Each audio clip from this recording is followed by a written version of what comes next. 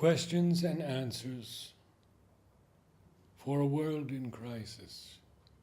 Doubt. We are witness today to a world in chaos. The earth being ravaged and despoiled by greed. Wars and violent ideologies seeking to overpower, control, and enslave through extreme brutality our species. Mankind is at an evolutionary crossroads and is seeking answers to the most pressing questions of our age. Will humanity survive? Will Earth perish in some nuclear holocaust? Is there still hope for peace and collective harmony? We continue our series addressing questions and offering answers from the writings of Sri Aurobindo and the Mother in this time of planetary crisis, responding especially to the difficulties now facing our youth, and invite your questions on all subjects. Students and young adults have sent me their questions on topics that are relevant to them in the world today.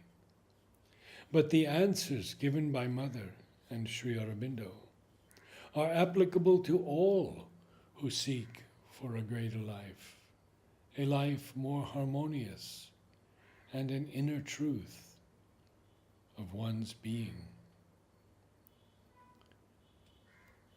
Links are supplied for further study.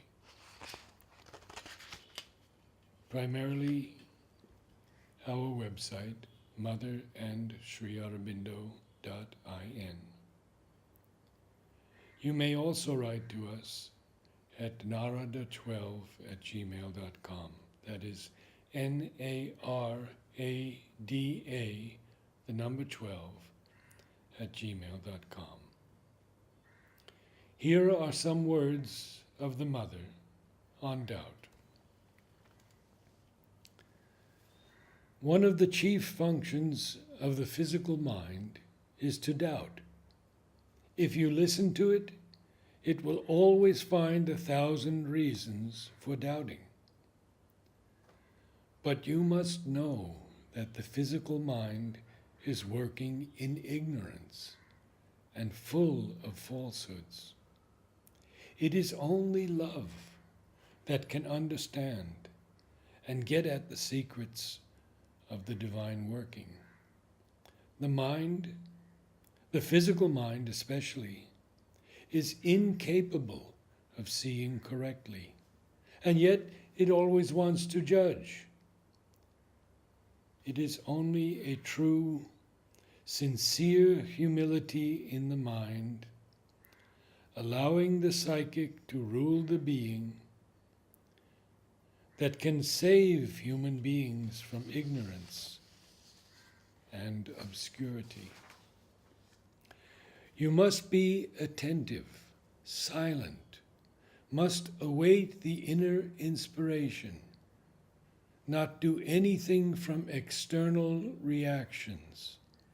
You must be moved by the light that comes from above, constantly, regularly, must act only under the inspiration of that light and nothing else. Never to think, never to question, never to ask, should I do this or that? But to know, to see, to hear. To act with an inner certitude, without questioning and without doubting, because the decision does not come from you, it comes from above. Sri Aurobindo wrote extensively on doubt, and we quote some of his letters to disciples to help us rid ourselves of doubt once and for all. Quote, "As to doubts and argumentative answers to them, I have long given up the practice, as I found it perfectly useless. Yoga is not a field for intellectual argument or dissertation. It is not by the exercise of the logical or debating mind that one can arrive at a true understanding of yoga or follow it. A doubting spirit, quote, honest doubt, and the claim that the intellect shall be satisfied and be made the judge on every point, is all very well in the field of mental action outside. But yoga is not a mental field. The consciousness which has to be established is not a mental, logical, or debating consciousness. It is even laid down by yoga that unless and until the mind is stilled, including the intellectual or logical mind, and opens itself in quietude or silence to a higher and deeper consciousness, vision, and knowledge, sadhana cannot reach its goal. For the same reason, an unquestioning openness to the Guru is demanded in the Indian spiritual tradition. As for blame, criticism, and attack on the Guru, it was considered reprehensible and the surest possible obstacle to sadhana. And again, he writes, if the spirit of doubt could be overcome by meeting it with arguments, there might be something in the demand for its removal by satisfaction through logic. But the spirit of doubt doubts for its own sake, for the sake of doubt. It simply uses the mind as its instrument for its particular dharma. And this, not the least, when that mind thinks it is seeking sincerely for a solution of its honest and irrepressible doubts. Mental positions always differ. Moreover, and it is well known that people can argue forever without one convincing the other. To go on perpetually answering persistent and always recurring doubts, such as for long have filled this ashram and obstructed the sadhana, is merely to frustrate the aim of the yoga and go against its central principle with no spiritual or other gain whatever.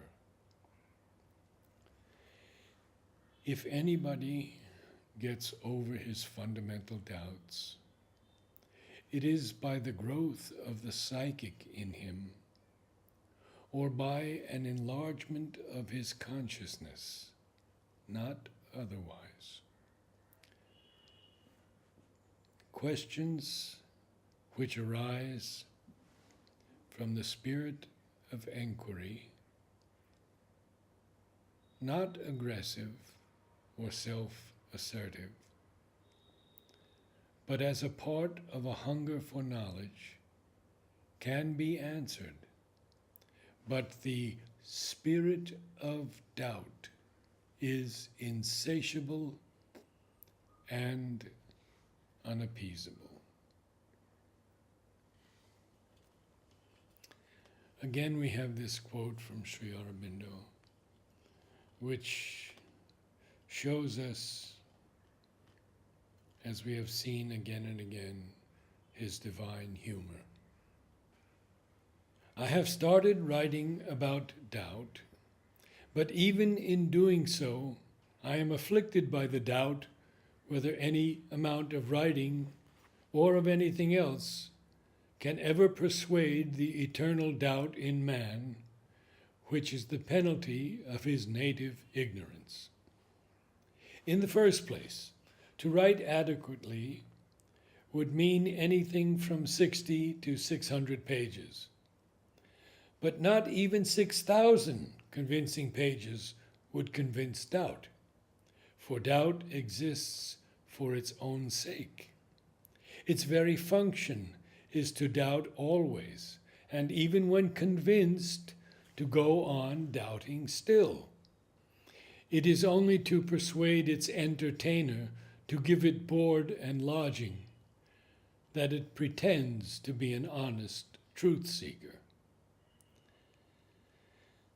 This is a lesson I have learned from the experience both of my own mind and of the minds of others. The only way to get rid of doubt is to take discrimination as one's detector of truth and falsehood, and under its guard to open the door freely and courageously to experience.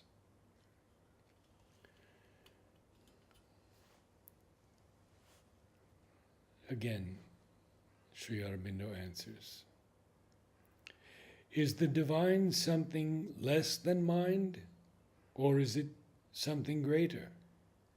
Is mental consciousness, with its groping enquiry, endless argument, unquenchable doubt, stiff and unplastic logic, something superior or even equal to the divine consciousness?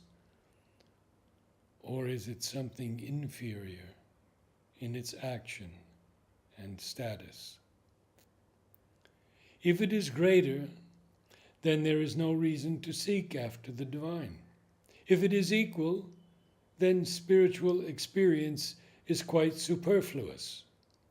But if it is inferior, how can it challenge, judge, make the divine stand as an accused or witness before its tribunal, summon it to appear as a candidate for admission before a board of examiners, or pin it like an insect under its examining microscope? Another reply from Sri Aurobindo. The question is whether that can best be done by the negative and destructive method of doubt, which often kills falsehood, but rejects truth too, with the same impartial blow, or a more positive, helpful, and luminously searching power can be found, which is not compelled by its inherent ignorance to meet truth and falsehood alike with the stiletto of doubt and the bludgeon of denial. Again, he writes, one thing, however, I make a distinction between doubt and discrimination. If doubt meant a discriminant questioning as to what might be the truth of this or that matter, it would be a part of discrimination and quite admissible. But what is usually meant now by doubt is a negation, positive and peremptory, which does not stop to investigate, to consider in the light, to try, to inquire, but says at once, oh no, I am never going to take that as possibly true. That kind of doubt may be very useful in ordinary life. It may be practically useful in battering down established things or established ideas, or in certain kinds of external controversy to undermine a position that is too dogmatically positive. But I do not think it is of any positive use in matters even of intellectual inquiry. There is nothing it can do there that impartial discrimination cannot do better. In spiritual matters, discrimination has a huge place. But negating doubt simply stops the path of truth with its placard, "No entry," or its dogmatic, "This far and no farther." Again he writes, "The faith in spiritual things that is asked of the sadhak is not an ignorant, but a luminous faith, a faith in light and not in darkness. It is called blind by the skeptical intellect, because it refuses to be guided by outer appearances or seeming facts. For it looks to the truth behind and does not walk on the crutches of proof and evidence. It is an intuition not only waiting for experience to justify it, but leading towards experience. If I believe in self-healing, I shall, after a time, find out the way to heal myself. If I have faith in transformation, I can end by laying my hand on and unraveling the whole process of transformation. But if I begin with doubt and go on with more doubt, how far am I likely to go on the journey? Mental faith combats doubt and helps to open to the true knowledge. Vital faith prevents the attacks of the hostile forces or defeats them, and helps to open to the true spiritual will and action. Physical faith keeps one firm through all physical obscurity, inertia, or suffering, and helps to open the foundation of the true consciousness. Psychic faith opens to the direct touch of the divine and helps to bring union and surrender. If you desire only the divine, there is an absolute certitude that you will reach the divine. But all these questionings and repinings at each movement only delay and keep an impending curtain before the heart and the eyes. For at every step, when one makes an advance, the opposite forces will throw these doubts like a rope between the legs and stop one short with a stumble. It is their métier to do that. One must say, since I want only the divine, my success is sure. I have only to walk forward in all confidence, and his own hand will be there, secretly leading me to him by his own way and at his own time. That is what you must keep as your constant mantra. anything else one may doubt, but that he who desires only the divine shall reach the divine is a certitude, and more certain than 2 and 2 make 4. This is the faith every sadhak must have at the bottom of his heart, supporting him through every stumble and blow and ordeal. It is only false ideas, still casting their shadows on your mind, that prevent you from having it. Push them aside, and the back of the difficulty will be broken. Sri Aurobindo.